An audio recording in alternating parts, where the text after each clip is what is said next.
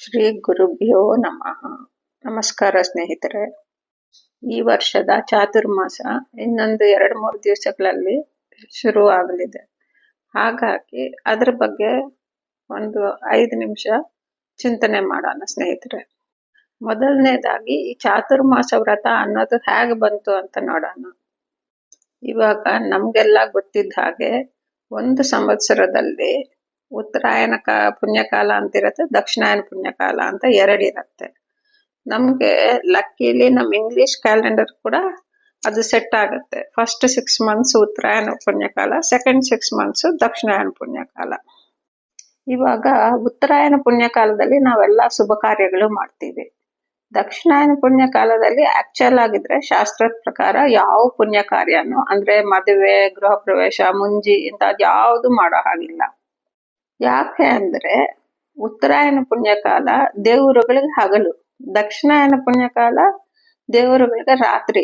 ಹಾಗಾಗಿ ಅವ್ರು ಮಲಗಿರ್ತಾರಕ್ಕೋಸ್ಕರ ನಾವೇನು ಅವ್ರ ಬಗ್ಗೆ ಮಾಡೋ ಹಾಗಿಲ್ಲ.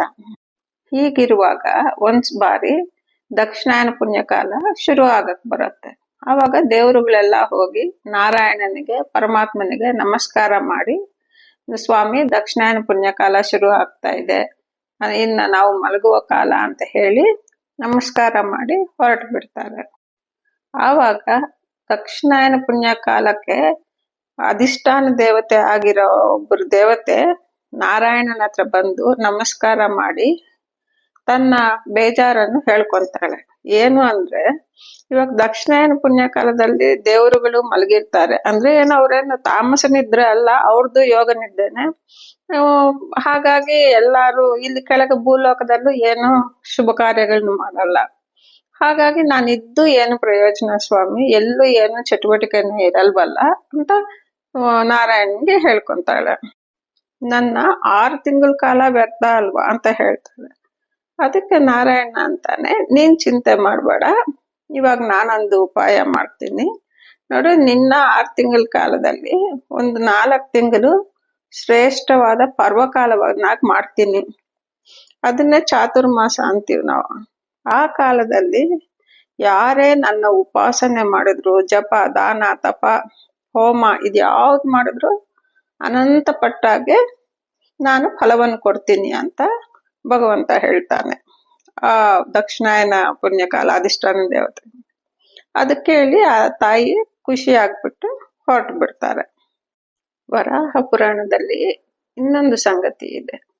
ಒಂದು ಬಾರಿ ವರಾಹರೂಪಿ ಭಗವಂತನನ್ನ ಭೂದೇವಿ ಕೇಳ್ತಾರೆ, ಸ್ವಾಮಿ ಈ ಕಲಿಯುಗದಲ್ಲಿ ಇಷ್ಟು ಕಷ್ಟ ಇದೆ, ಕಲಿಯಿಂದ ಜನಗಳಿಗೆ ಎಷ್ಟು ತೊಂದರೆ ಆಗ್ತಾ ಇದೆ, ಸಾಧನೆ ಏನು ಆಗ್ತಾ ಇಲ್ಲ ಅವರಿಂದ.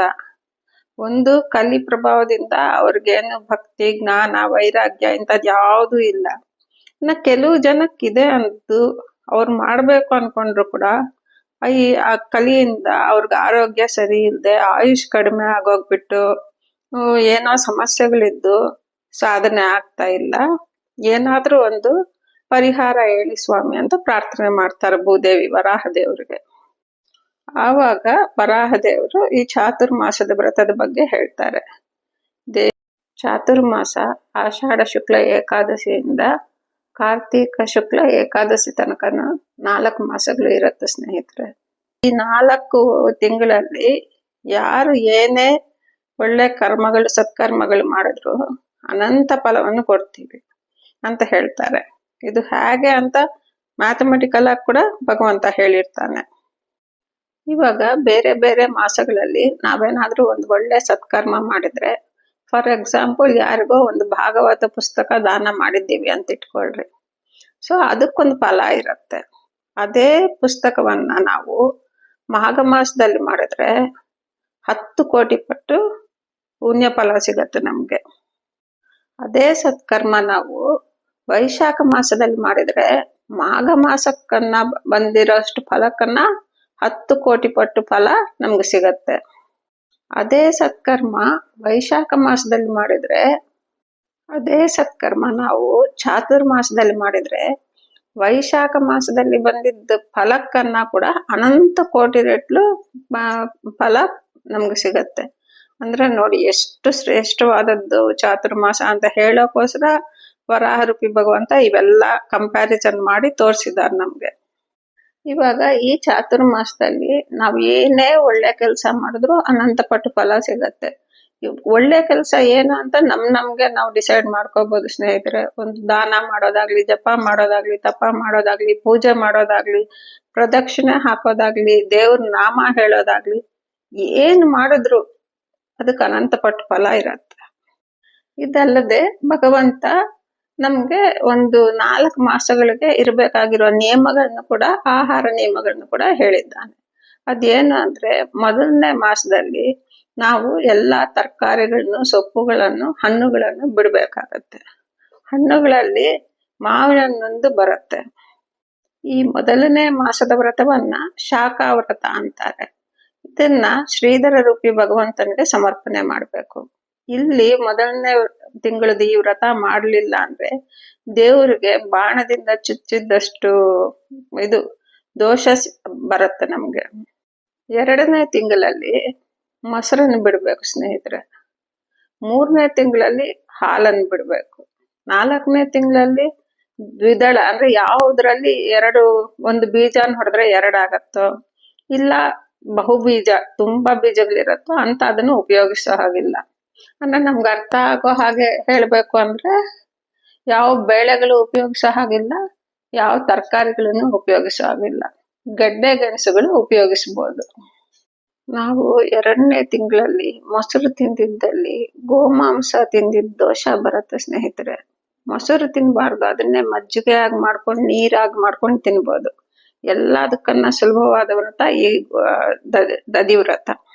3ನೇ ತಿಂಗಳಲ್ಲಿ ಹಾಲು ಕುಡಿದ್ರೆ ಮದ್ಯಪಾನ ದೋಷ ಮಾಡಿದ್ದಷ್ಟು ಪಾಪ ಬರುತ್ತೆ. 4ನೇ ತಿಂಗಳು ಆಹಾರ ನಿಯಮಗಳನ್ನು ಪಾಟಿಸ್ಲಿಲ್ಲ ಅಂದ್ರೆ ಕ್ರಿಮಿಕೀಟಕಗಳನ್ನ ತಿಂದಿದ್ದ ದೋಷ ಬರುತ್ತೆ.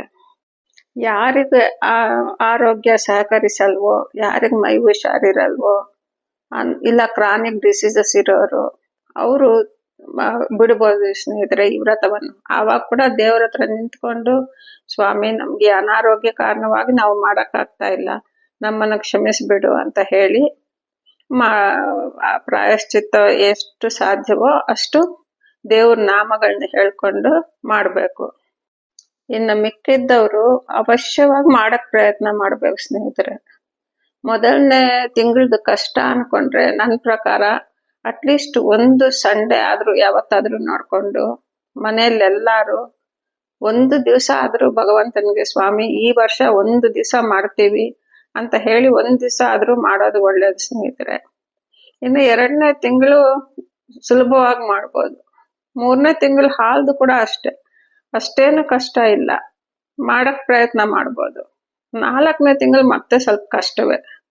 ಅವಾಗ ಕೂಡ ಅಷ್ಟೇ, ಕನೀಸ ಪಕ್ಷದಲ್ಲಿ ಒಂದು ದಿವಸ ಆದ್ರೂ ವ್ರತ ನಿಯಮಗಳನ್ನ ಆಚರಿಸ್ಬೇಕು ಅಂತ ನಾನು ನಿಮ್ಮೆಲ್ಲರಲ್ಲಿ ಕೇಳ್ಕೊಂತೀನಿ. ಈ ವ್ರತಗಳನ್ನ ಬ್ರಾಹ್ಮಣರೇ ಮಾಡ್ಬೇಕು ಅಂತ ಅಲ್ಲ, ಎಲ್ಲಾರು, ಪ್ರತಿಯೊಬ್ಬರು ಮನುಷ್ಯರಂದಿದ್ದವ್ರು ಪ್ರತಿಯೊಬ್ರು ಮಾಡ್ಲೇಬೇಕಾಗಿರೋದು ಇದು ಚಾತುರ್ಮಾಸ ವ್ರತ. ಹೆಂಗಸರು ಗಂಡಸರು ಅನ್ನೋದು ಕೂಡ ಇಲ್ಲ, ಪ್ರತಿಯೊಬ್ರು ಮಾಡ್ಬೇಕು. ಇದಲ್ದೆ ಇನ್ನ ಹೆಂಗಸರು ಬೇರೆ ಬೇರೆ ವ್ರತಗಳನ್ನ ಮಾಡ್ತಾರೆ. ಲಕ್ಷ ಪುಷ್ಪಾರ್ಚನಾ ಅಂತ 4 ತಿಂಗಳಲ್ಲಿ ಸೇರಿ 1,00,000 ಹೂಗಳನ್ನ ದೇವ್ರಿಗೆ ಸಮರ್ಪಣೆ ಮಾಡ್ತಾರೆ, ಇಲ್ಲ ಹೂಬತ್ತಿಗಳನ್ನ ಮಾಡ್ತಾರೆ. ಆತರ ಬೇರೆ ಬೇರೆ ಇದೆ. ಸಾಧನೆ ಮಾಡಕ್ಕೆ ಅನೇಕ ಅವಕಾಶಗಳಿದೆ ಈ ಚಾತುರ್ಮಾಸದಲ್ಲಿ.